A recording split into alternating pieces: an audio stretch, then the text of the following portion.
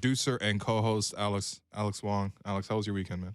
I switched it up on you. I know you were gonna ask me that. Yeah, it was fun. Gave up 7 goals on Friday at the men's soccer league. Had to Mhm. retire. Was a real sore loser there, and then had to spend the weekend watching the Raptors be sore losers. Losing 30-32 in Charlotte, and then 27-point loss in Atlanta. How are you feeling today? Scale of 1 to 10 about the Raptors.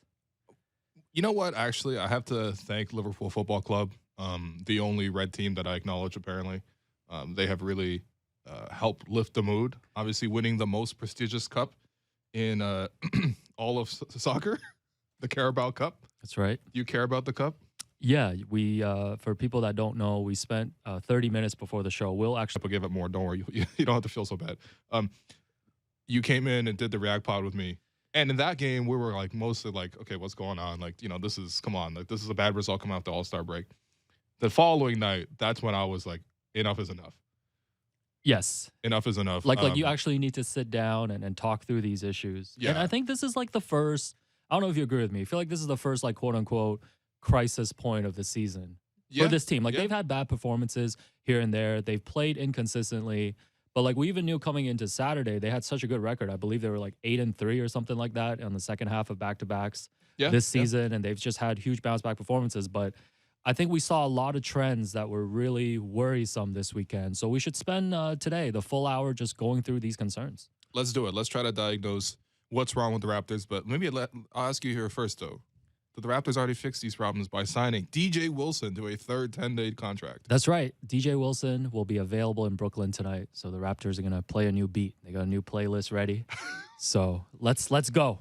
Let's go. Nick's guitar Come and on. DJ Wilson. All the problems are fixed. But no KD, no Kyrie, no Ben Simmons tonight in Brooklyn. So going to see some Goran Dragic. But I don't know. I was telling you before we went on air, I really don't know what to expect from the Raptors on a night tonight. We're back to that again. Yeah, we are back to that, which is unfortunate. Because if I told you that we're going to be, well, I guess you won't be here tomorrow. But if I told you me and Blake are going to be here tomorrow on Blake Murphy Tuesdays, chatting up about how Andre Drummond had 20 and 20, and that Seth Curry had 28 and 5, and that Patty Mills had 18 off the bench, and Goran scored 10 points, you probably wouldn't be that surprised. Nothing would surprise me. Cam Thomas, 50-point game, wouldn't surprise me. Okay, all right, that would surprise me. Okay. If Cam Thomas had 50 points, but yeah, I mean, look, under normal circumstances, you would expect to beat this team. In fact, you would say your fortune is pretty good because it sounds like KD's close to coming back, but he's not going to play tonight. He's probably not going to play the next game as well against the Raptors. Kyrie's not going to play either of those because, again, the mandates are getting lifted in New York, but still not in time for Kyrie to play just this specific game. Ben Simmons looks like he wants to sit out until they play the Sixers, which is like in about a week or two. So you're catching the Nets at the perfect time, really. This is the last time you're able to see the Nets in this fashion. And yet, because the Raptors are playing the way they have, 3 games in the last 4 where they've been blown out by 30 points, essentially, you can't say for sure that these are guaranteed wins, where there should be a guaranteed win. But hopefully the Raptors can sort of diagnose some of their problems. And let's go through it. Let's go through every item. Let's go through every item, all you can eat, and for each of them, I want to hear your concern level from 1 to 10, and then we can get into possible solutions if there are any. The first thing, lack of defensive effort, just letting go of the rope in general. The Raptors gave up like a 12-0 run, 18-0 run, and a 17-0 run separately. To the Atlanta Hawks. I think the Hornets had a 19-0 run in the third quarter.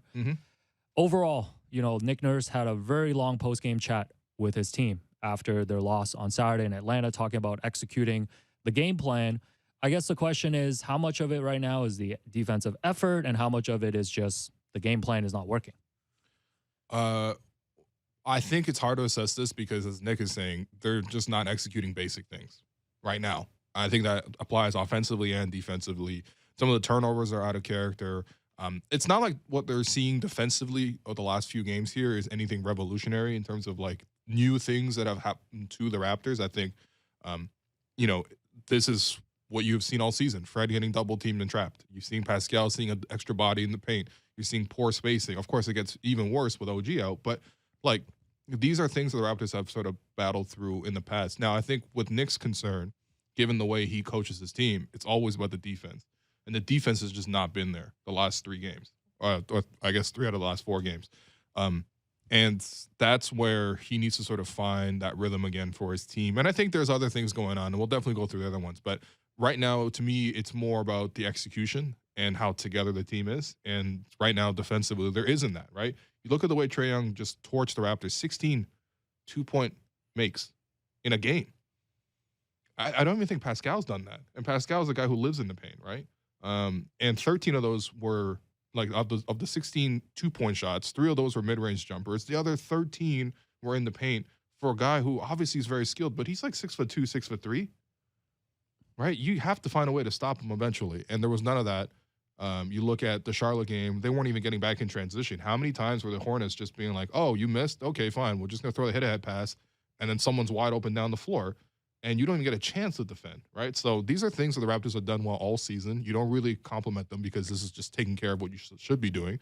But of late, the Raptors aren't doing what they should be doing, and then you have to have these long talks, which, by the way, as a separate aside, we know Nick's coaching style is that he's not going to yell at the team that many times. These guys are pros. They know how to motivate themselves. This doesn't mean that he doesn't motivate them in other ways, but, you know, you don't have to, like, treat them the way you're parenting teenagers, for example, right? But, you know, I always think back to the championship year. The first time Nick really went in on the guys was after game 1 against Orlando. It's like, what are you guys doing? DJ Augustine hit the game winner over Kawhi Leonard and Marc Gasol? Over 2 former defensive player of the years who just, I guess, never talked up to that point and didn't communicate. That sounds about right. And then it kind of whipped the team into shape a little bit. I'm sure he gave other speeches throughout the year, but that one was the one that's mostly publicized. And, you know, for this season, if you think back on it, like, how many times do you think Nick has had to rip into his team? This is probably the first time he's done it, right? So we'll see how the team responds. It's not entirely, you know, just the execution as well. It's also the health, but I'm sure we'll get into that as well. No, for sure. And, you know, Fred said after the loss on Saturday, quote, "We play young and dumb a lot. And sometimes we get away with it and sometimes we don't." And this is not really the first time Fred has said this about this Raptors team. Yeah. You know, you remember earlier this year he said that, you know, we'll trail, get yelled at, and then play better, and then trail and get yelled at again. Mm-hmm.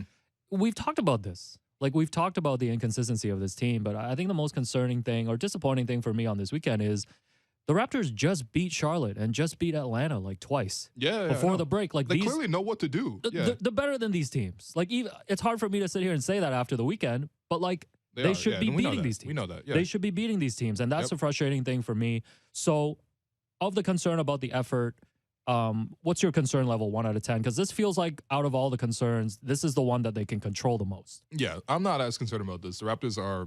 I'm not even going to be. I don't mean this in a demeaning way at all. But the Raptors are a try-hard team. They're going to try hard. Okay, so the solution is just play harder.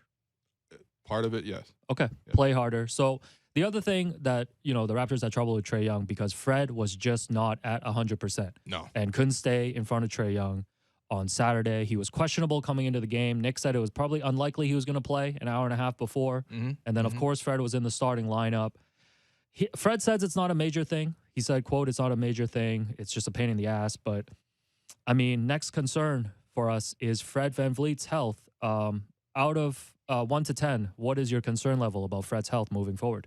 Yeah, it's been pretty high all season, just based on the wear and tear. Also, just based on his history here. It's not like Fred is a guy who you can bank on to play 82 games. It's not like a DeMar DeRozan situation. Even like a guy like Andrew Wiggins was an Iron Man for a long time. Like, some players just have the ability to play the full season. Of course, I think some of that comes down to how hard you are in terms of the commitment to defense, right?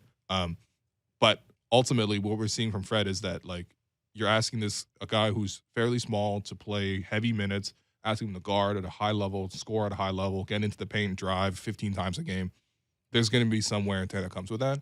I mean, if he says the knee issue is not like that serious, I believe him. But if you like listen to that interview and listen to the tenor of his voice, he's very annoyed. He doesn't want to talk about that injury. He doesn't want to make any excuses. By the way, you mentioned the fact that he said the team makes a lot of young mistakes. That sounds like him saying it's the rookie's fault or like the young guy's fault. It's not, because also the first thing he said in the interview was, "I'm the leader of this team. I take full accountability for what happens, and it's my fault." So I don't like that idea that like Fred is sort of pointing at anybody. He's not. No, definitely not. No, he took full accountability for sure. Yeah. After the game, but sometimes I feel like when a guy's injured, like the team's got to step in and just like kind of save him from himself too. Because if you ask Fred before a game if he wants to play, of course he's going to play.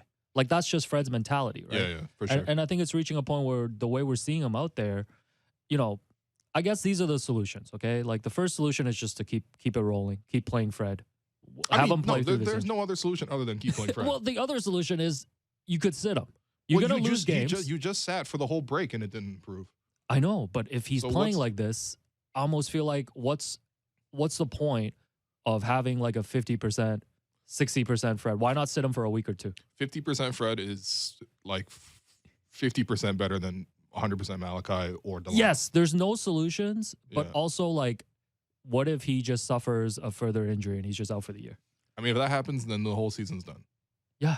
So why not? I know it's not going to be good for this team. They're going to fall in the standings. Why not sit him for a week? If he's just to see if he can get better. But they just sat for a week. That's the thing. So what's like? I'm just saying this doesn't seem like something that like specifically. I'm not saying that you can't sit him ever, right? But like, I'm sure it's not going to be easy sell because what are you telling to Fred? Like, hey, we're going to lose some games here because we want you to sit an extra week because apparently sitting for the whole All-Star break minus going to All-Star weekend is not enough sitting. All right, 4 games in 5 nights this week. He's going to play all 4, I'm telling you. He's going to play 40 minutes in all of them, man. Yep. I think that's the bigger problem, too. And I think this will lead into probably another topic that we'll get to is just the depth of the team. Mm-hmm. But like you mentioned, there is just no backup option. Like there's nobody to fill Fred's minutes. If you're asking someone to play point at this point, it's probably just Pascal. Yeah, listen, if I want to go on a ski trip in the middle of the season, I know you can hold it down. That's right. Right? Yeah. But you wouldn't go on that ski trip if there was no good backup option. Fred's doing a solo pod. Fred is actually doing a solo pod separately from playing basketball. Oh, yeah, that's true. What happened to that, by the way? Yeah. Anyway. Consistency in athletes podcasting is a big problem. Yes, I agree. Yeah. I agree. This where's is my next? biggest beef. I want my next Chris Boucher podcast. Well, it's that's up to you to produce, really. Yeah.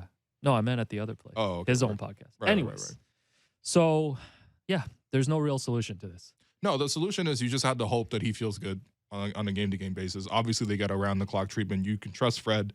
Like, he's going to be trying to take care of his knee as much as possible, but it just is what it is, right? And this is not unique, too. Like, a lot of teams suffer small, minor injuries.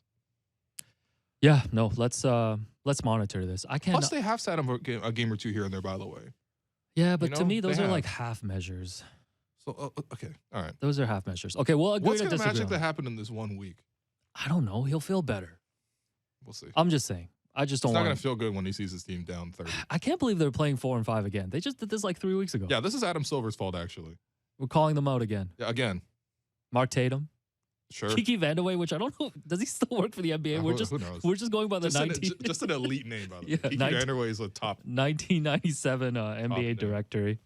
Next up, concern level. Pascal's struggles coming out of the All-Star break. So he's been battling flu-like symptoms. Yeah. Obviously, he wasn't himself. Yeah. I mean, we're going to break all this down, but if you want to break it down really simply, like this team goes as far as Fred and Pascal are going to carry them, and they've struggled in these 2 games and they've gotten blown out. Yeah. I mean, this is the least concerning of all of them. I think Pascal's going to turn it around. I know, like, there's things you could do to make Pascal's life easier, right? I think, for example, now that OG's out, the previous rotation where he had Pascal and OG sort of as leaders of that group in the second unit there, it's been working really well. I think you take OG out of that, it makes it even harder for Pascal to operate. But let's be real, Pascal's been seeing double, triple teams all season, especially for the last 2 months here, and he's been able to get through them. He's just under the weather right now, so hopefully he's done better. I mean, what do you want, man? You want Alex McKechnie to sit him for a week there too? The flu is fine. Listen, man, I'm telling you, let's just see how Fred does this week. I'm just concerned. Yeah. So no concerns with Pascal. No, just, not at all. Actually. Just a brief, stretch that he's gonna get through. Yeah. Now, this one I feel like you'll be concerned about. Okay. Khem Birch giving the Raptors absolutely nothing this weekend as a starter. So Nick on Khem after the game, he was not in a good rhythm. It doesn't seem. So hopefully he plays his way back into it. And, Nick was asked whether he would consider moving Precious Achiuwa into the starting lineup. And he said, yeah, we may consider that. You never know. Actually, maybe before we talk about Khem, Precious was a, bright spot. Yeah. Against Atlanta. Mm-hmm. What did you see from Precious this weekend? I mean, I saw from Precious, like, what everyone saw from Precious. It was like every time he scores, first off, everyone's always like, wow. Because I think people will just have like a really low expectation for what Precious is going to do in the offensive end. Some of that is his own doing, right? Because when he first came to the team, he was obviously new to the program. Seemed like he was taking shots out of rhythm, out of order, I would say. And, that led to low field goal percentages and also led to a lot of frustration from the fan base seeing like, what are you doing? What we're seeing, as Bobby has talked about actually around the trade deadline, I asked Bobby about this, and he said, look, Precious is the perfect example of a guy who came here, got comfortable in the system, and is starting to know his role more and more. And now that he knows his role, he's taking better shots. His efficiency is going back up. Obviously, we don't know if the three-point shooting is going to stay like whatever, but he can shoot.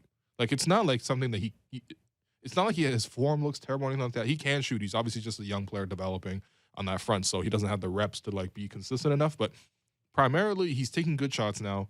You're noticing one thing that has been really fun to watch is start of the season. Remember how many times Fred and Precious miscommunicated on lobs? Yeah. Fred would just be like half of Fred's turnovers were just serving up Precious on lobs, and him not being able to finish those. Right, so you're seeing him now consistently being able to find Precious on the lob. They got good chemistry there.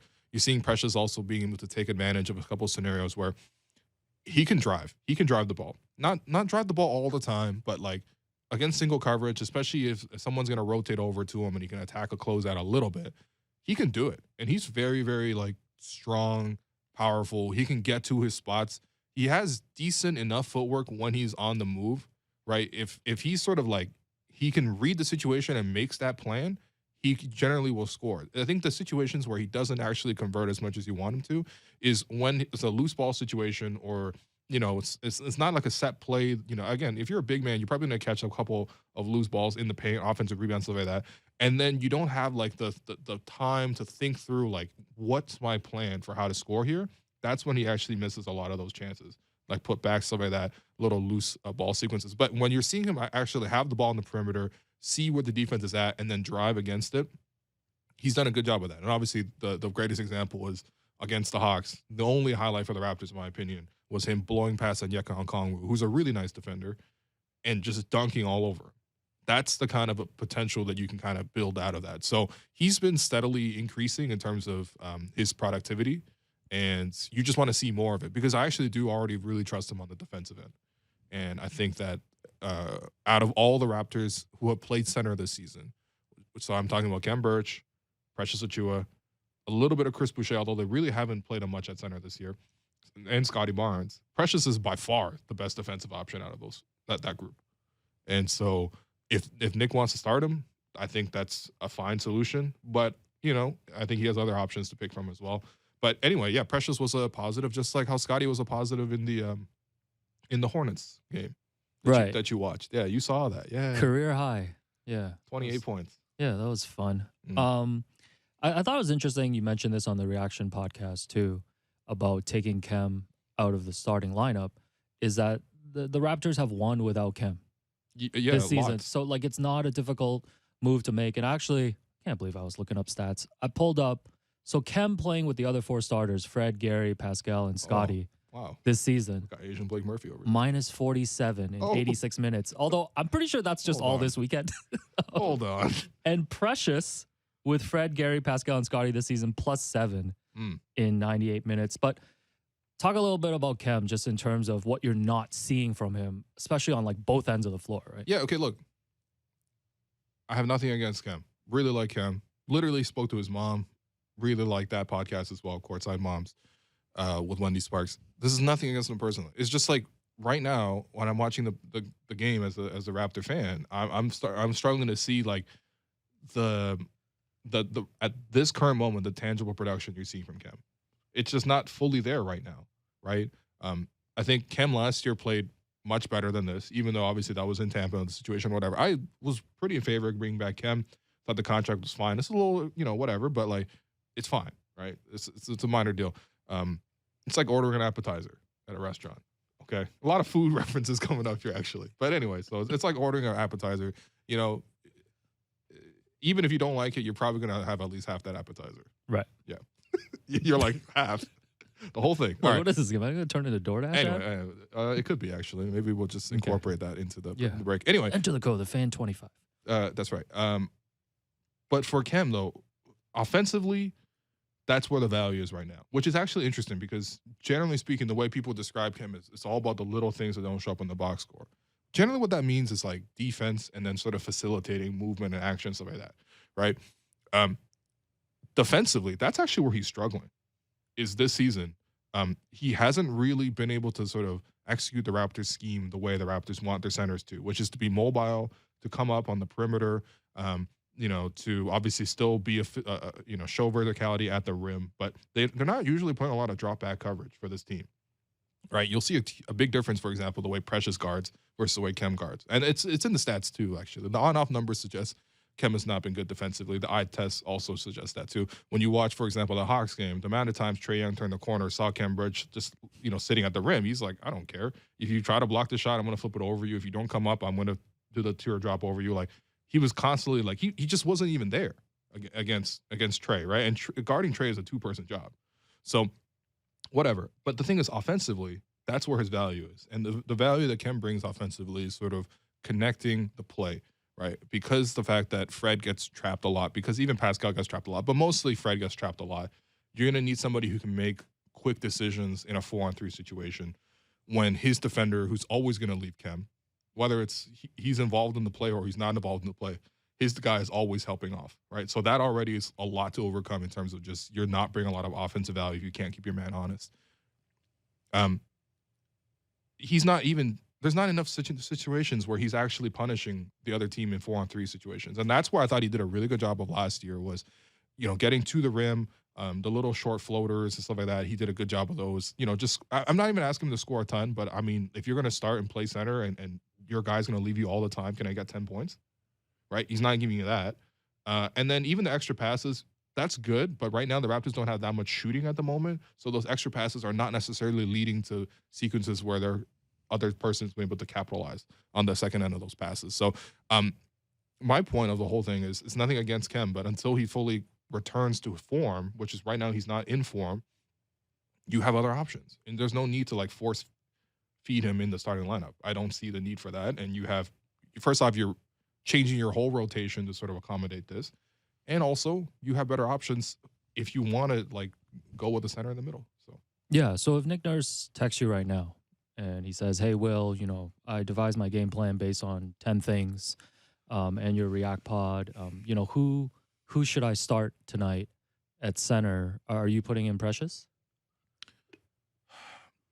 Okay, so tonight, I mean, honestly, I would be in favor of two things, actually. If they want to go on a game-by-game basis, based on the matchup at center, I don't mind that, right? I think Khem gives you a little bit more size and physicality against some of the bigger guys, right? The best games he's had the last recent stretch here was he had some pretty decent defensive moments against Jokic, some pretty good defensive moments against Cat, right? Against those kind of guys, if you want to start Khem, fine. But if it's Clint Capella on the other side, you don't need to do that, okay? If it's Andre Drummond on the other side, I don't even think you need to do that, right? To me, I honestly, my favorite solution right now is I really like the way the Raptors rotation was set up before the All-Star break and before they sort of introduced Thaddeus Young and also Khem Birch into the rotation. That rotation featured the starting five, obviously OG's out, right? But you can kind of just slide Thad Young into OG's spot. Now, they don't do the same things, but they do enough of the same things where you can at least sort of try to keep things the same. And so if you do that, then you're 6 and 7 off the bench is Chris Boucher and Precious Achiuwa again, which that combination worked really well over the Raptors, win streak and also just the last couple of months where they've been doing well. So you can get back to that rotation by making, that can give you a little bit of playmaking there as well. And so I think what Nick should probably do, the major thing is whether he starts Precious or not, try to get back to your original rotation, the one that you had before Khem became healthy and before Thad joined the team.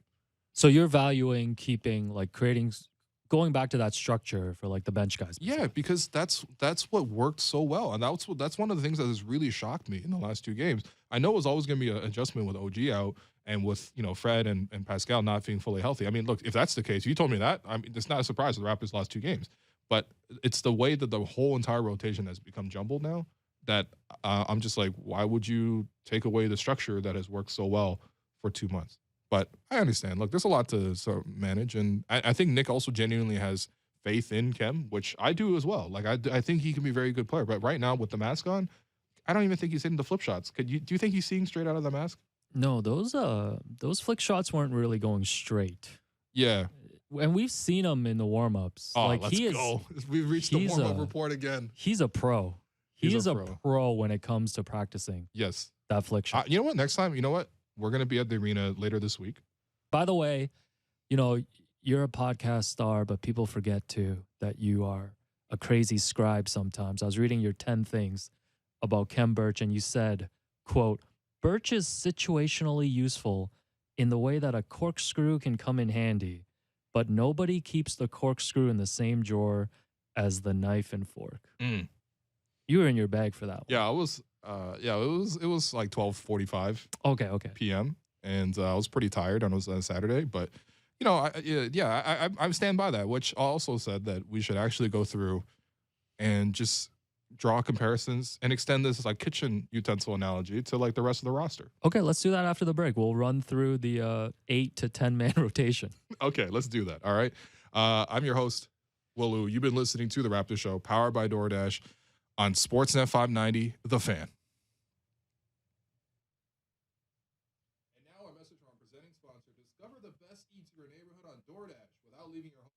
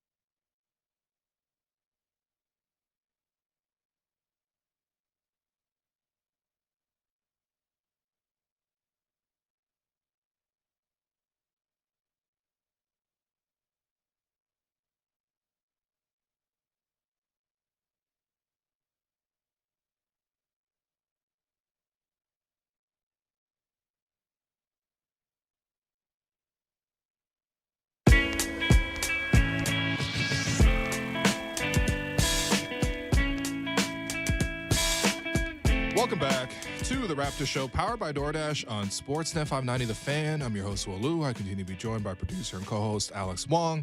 We are continuing to do our breakdown on what's going on with the Raptors, sort of measuring our concern level about things that are happening. But before we do that, we have to get to this kitchen segment that we promised before the break. Yeah, you've come up with a lot of genius ideas. Yeah, this is a heat check. Yeah, the poker hand, I think, was the first classic one. You've had a lot of classics. And yes, this is definitely heat check. So before the break, I mentioned that you had compared Khem to a corkscrew at one point in your 10 things. So let's go through these guys right now. And you're going to compare every Raptors player to a kitchen appliance with hopefully a brief explanation. We're going to start with Fred VanVleet. Yeah, Fred is like your fork. You're just going to have to pretty much use it in almost every meal. Okay. Yeah, that's a pretty straightforward one. Yeah, you know. I like that. Pascal. Pascal's a spoon. Okay. Even more fundamental than the fork. I don't know. What do you use more, fork or spoon? Use a spork. Yeah. Are you serious? Yeah, I have a spork at home. Why do you have wait, hold on. You have a spork in your rotation?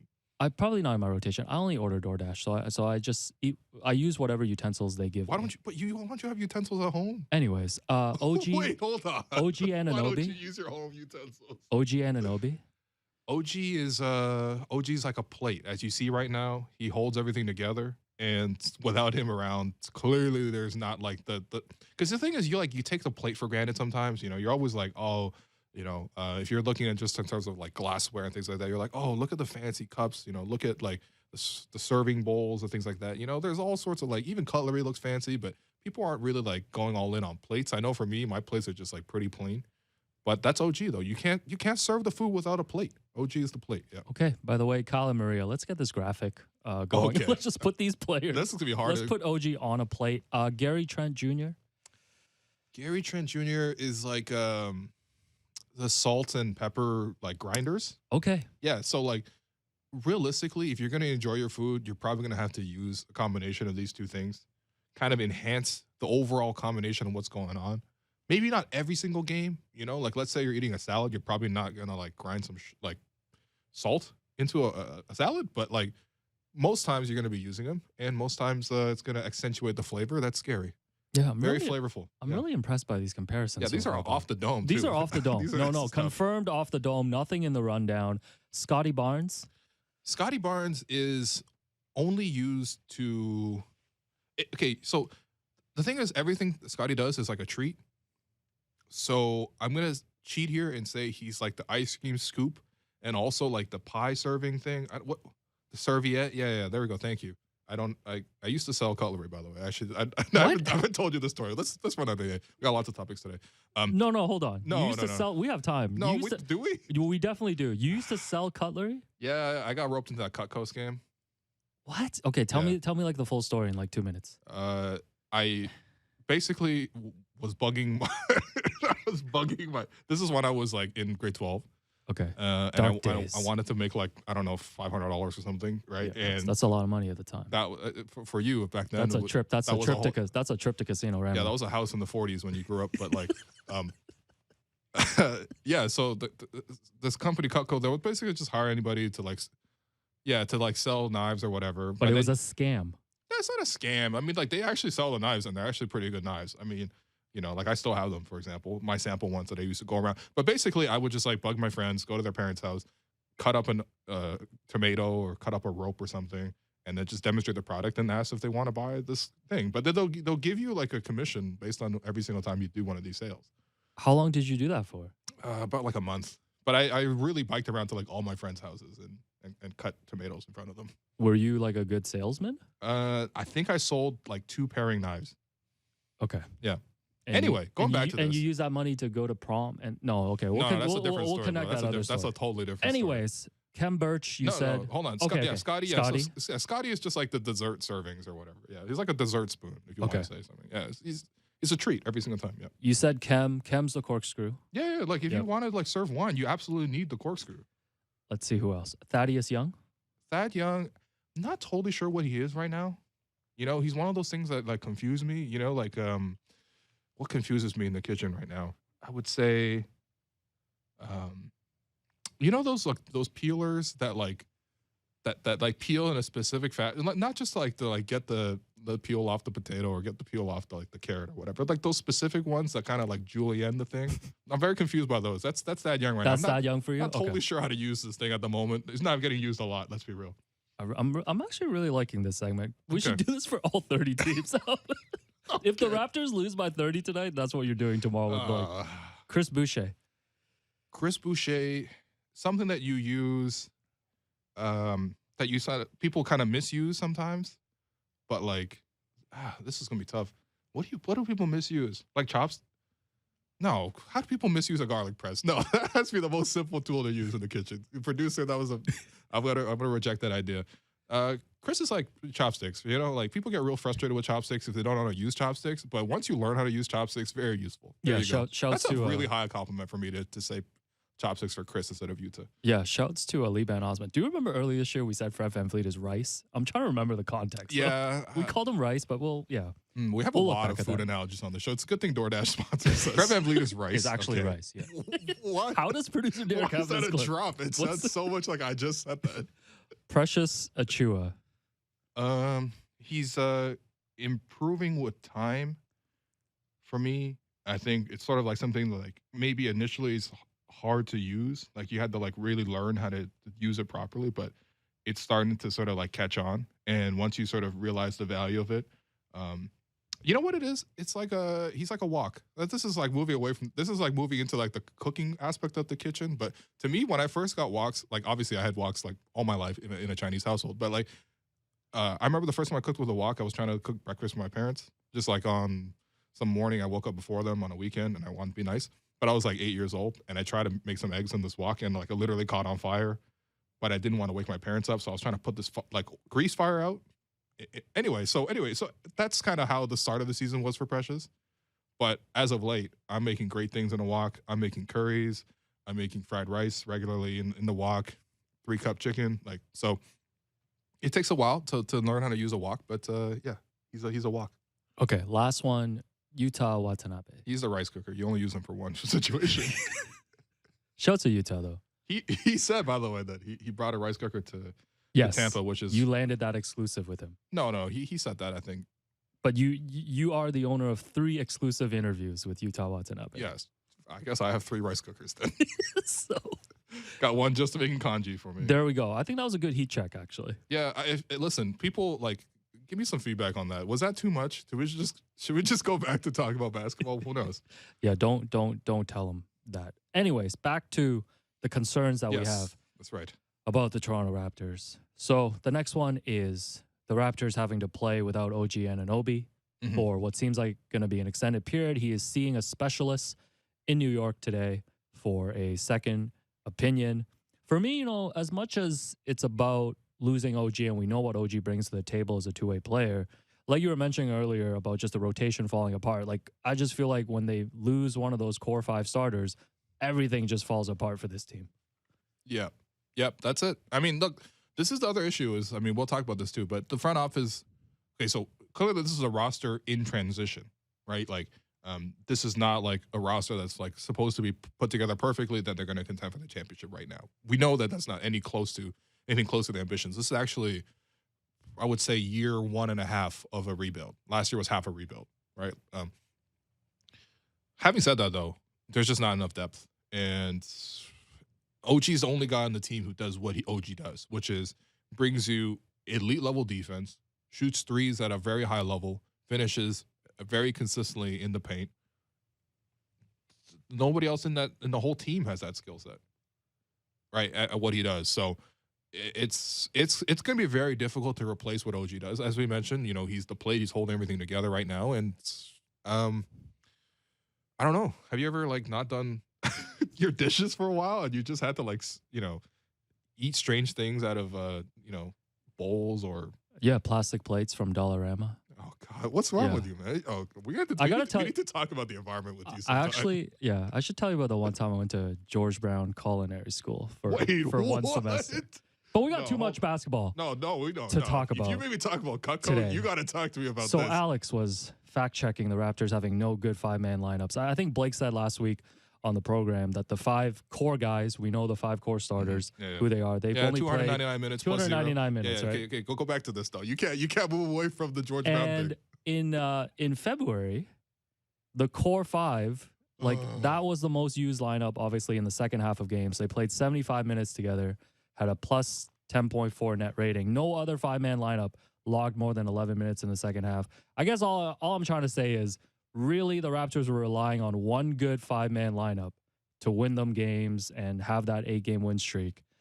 And like you're saying, like, I mean, it's not that complicated. There's just not a lot of good players on this team. Yeah, okay, look, I'm going to answer this, but you're going to have to come back to the culinary school. You're not getting away from this, Alex. I'm a seasoned veteran journalist, and I'm going to grill you on this.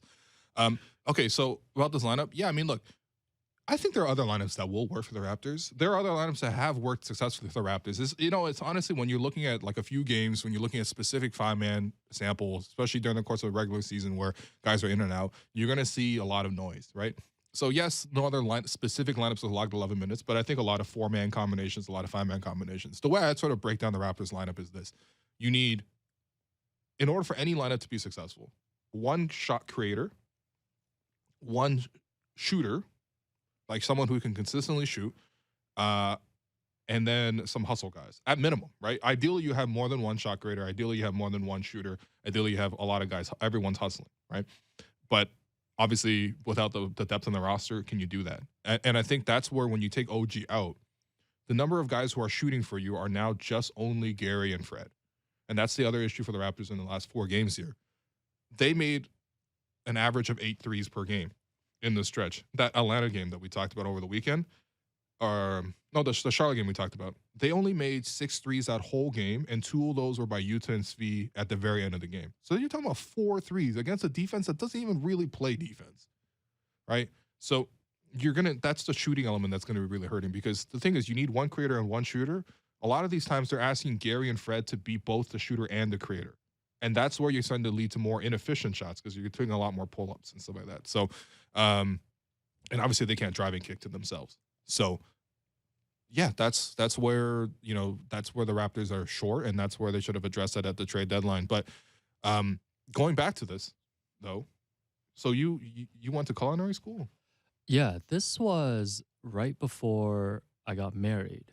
Okay. And me and my ex-wife, we went to like 1 semester of culinary school. Like, for what reason, though? Like, I think it was more just for fun. You guys, accountants make too much money. Learn. Yeah, accountants really do make a lot of money. Defund accountants in general, but do your taxes. That's Deadlines right. are coming up soon. That's right. But yeah, no, I think. So what did you learn, though? Absolutely nothing. I learned that my parents are great cooks, and I should stick to DoorDash. Because your dad worked in a restaurant or owned a restaurant? My dad owned a restaurant here. Yeah. My dad moved here, and my dad retired when he was like 40.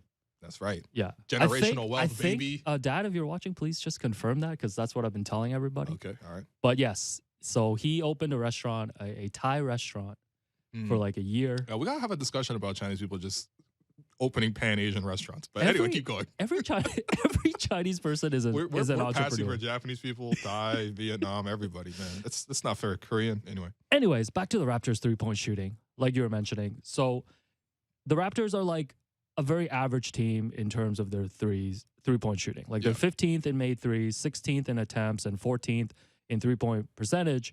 But I was looking at it. If you take away Fred and Gary, who are, arguably, I guess, 2 best shooters on this team. Yep. Not the rest of the team is averaging 6 made threes per game this season. Yeah, that sounds about right. On 31% shooting, and 31% would basically be the last ranked Wizards, who are at 30%. So this also includes OG? Yes. So this includes everybody except for Fred and Gary. They are but that's it. But that's it. When Fred is not when Fred and I think during a stretch here in January and February, Fred and Gary were like amongst the league leaders in made threes. Yeah. But if those two aren't giving you the 3-point shooting, there's literally no shooting on this roster. And you probably didn't even need the stat, because that stat really hammers it home. But and I guess that goes to the next concern, is that I see a lot of people saying now, the team never really addressed that issue. Yes. At the trade deadline, the lack of shooting. They instead decided to trade for Thad Young. I'm sure they had conversations to acquire other guys. And like you mentioned, This wasn't like a roster that was one piece away from competing for a championship. They're going to make more additions in the summer. But like, for me, like, forget about like getting a really good center or anything else. Like, they need to get like 2 shooters at least on this team. Yeah. And I don't know if it's a problem because you also have to bring in guys who can shoot but also be able to play defense in Nick's system. Yeah. So it's not like you can just bring in guys who are shooting like 40% from 3 who aren't actually going to play when they get here. So for me, that's the biggest thing for the offseason. I agree. And the thing to me is, I'm not sure why. Because look, if we can see this, the front office clearly can see this, right? They're literally basketball geniuses. The thing is, though, when you look at the recent string of acquisitions, right? Even small things like DJ Wilson, they chose him, right? Even small things like going back to training camp, who's going to get the last spot on the roster? Right? I guess technically it was the 14th spot, but that was all they're carrying for tax reasons. So last spot on the roster they were choosing. They had a shooter in Sam Dekker. I'm not saying Sam Dekker would have changed things. I'm trying to say this is reflective of their mindset. Who did they choose? Isaac Bonga, who, as I've said this before, we were at practice, and Nick Nurse literally came over to Isaac Bonga and handed him the Nick Nurse pill and said, "You need to start from the basics, son." How's his 905 3-point shooting stats? Good. Yeah, they're good. Yeah, they're actually pretty good. Okay, so it's working. No, I called him LeBonga James at the G League level. Okay, because he really, when you watch a G League game, he looks really great. So the pill is still working. Sure, yeah. The pill is definitely effective. That's what we want to put out there today on the show. But like you look at Scotty Barnes, Delano Banton, Justin Champagnie, those guys were not like shooters at the college level, right? And you just look at the recent string acquisitions outside of Gary, which was swapping a shooter in Norm for a slightly better shooter in Gary, right? That's the only real shooting they've really acquired. So my theory is this, though. Do you think the Raptors used this year to look at like, okay, we clearly need 6'9" forwards. They're very valuable in the NBA. They genuinely are, right? Do you think they just looked at the roster and said, we're going to get as many of these guys as we want, do a little trial period, and then keep like 3 or 4 of them, and then the rest of them we can actually go back and acquire the more easily replaceable pieces, such as shooters? I actually think you're onto something because I do think the Raptors just identified like a particular type of player and the particular type of playing style that they want to go with this season. Yeah. And we heard Bobby say this before the trade deadline, that this is not the final iteration, that they're still going to make changes. Like, I wouldn't be surprised if they shift the roster and the style of play a little bit next season. Like if anything, this is the year to take a look. Sure. Like even though it's so disastrous right now with the 2 straight losses, like there's still all the positives of what they've seen from the core guys. There's lots of positives. So when they go into the offseason, I do think there is going to be a slight shift. And clearly, like you mentioned, like whatever we're talking about, like they've talked about it over and over again, like they already know all of this, is that they prioritized the defense. They prioritized the flexibility, right? And they're almost like, okay, we'll figure out the shooting after we figure out who our core guys are going to be. Yeah. How we're going to build around. So they probably think shooting is something that they can go out and get, whether it's in free agency or trade. But I just need them to do it because the offense is just painful. Say this out again. I couldn't believe it, man. Yeah. So if you remove Fred and Gary's 3-point shooting, the rest of the Raptors roster is averaging 6 made threes this season per game. Wow. 31% shooting. And that includes OG. Yeah. My goodness. Yeah. And then this, by the way, and this is in a year where Fred is shooting, he's made more threes than anybody else other than Steph Curry. And in terms of total made threes, Gary Trent Jr. is 16th in the NBA. Gary Trent Jr. has made more threes than like a lot of he's made more threes than Devin Booker, Zach LaVine, CJ McCollum. The Raptors are an average team overall in 3-point shooting, 15th in made threes, 14th in 3-point percentage, but that's being completely propped up by just Fred and Gary. Yeah. Like there's nothing else there. And like, again, we don't need these stats. Like we all watch the games. Yeah. Like there's been no free fries at McDonald's. It's been quiet lately. Tough. Yeah. That's how I know. Well, because your mom's texting you? That's right. Like it's been quiet. The WhatsApp's been quiet. And I just need them to go get some shooters. Like I agree. Yeah. Just or you know what? No, in the meantime, with OG out, one of my suggestions is you're gonna have to force some of these guys to shoot more threes. Even if they're not great 3-point shooters, you are not turning down 3-point shots. Yes, there's value in just getting the shots up. Like Thad Young at the end of those 2 shot clock scenarios, I'm not even talking about that. That's just a basketball play. You have to get a 3 up there. But I'm talking about Chris Boucher. I want to see Chris at 3 or 4 threes a game now. I want to see Precious take 3 threes a game. If Utah comes into the game, take a damn 3. But he's not going to come into the game. So, but even Malachi, come in and take your shots. Why why can't Malachi hit a three? Take your shots. Why and was he 0 for 5? I was watching the game. I was like, oh, wow, Malachi's actually coming in doing some and stuff. he's like 2 for Check 10. the box score, 2 of 10 from the field, 0 of 5 from 3, 0 assists. And I was impressed. Take the shots. I thought we had 5 Rodmans on this team that would just grab every offensive. Remember that week when every player was Dennis Rodman? I saw someone in the chat just said Raptors should stop shooting the three. Are you kidding me? Are you kidding me? You can't win in the NBA without shooting threes. And second of all, this team will not score, period. Because it's not like they make up for it with the scoring skill set in the interior, which is another thing to the Raptors. Is just they have not valued like shot creation either. They've just punted on. They've just said we're gonna defend and counter you. Okay, this is a Jose Mourinho team. Oh man. Anyways, Jose Mourinho. Sorry. Reasons I know my producer. Reasons for optimism to close. You know, it can't possibly get worse. You know, these 2 losses were the first time in 10 years that the Raptors had lost consecutive games by more than 20 points, and also, you know, they're going to have plenty of chances to make up for it this week starting tonight in Brooklyn. And there's going to be a full Scotiabank Arena crowd tomorrow. So that may or may not be exciting. We'll see. I mean, the schedule's not that hard this week if you look at it. But the Raptors have to execute and play well. Yeah, that's it. Play better so the show can be better for us. That does it for us today. I'm your host, Walu. You've been listening to The Raptors Show, powered by DoorDash on Sportsnet 590 The Fan. Make sure you find The Raptors Show wherever you listen to podcasts and subscribe, and please rate and review our show. A reminder, we are streaming live on Sportsnet's YouTube channel and on Sportsnet 360 Monday to Friday between 2 and 3 p.m. So tune in live.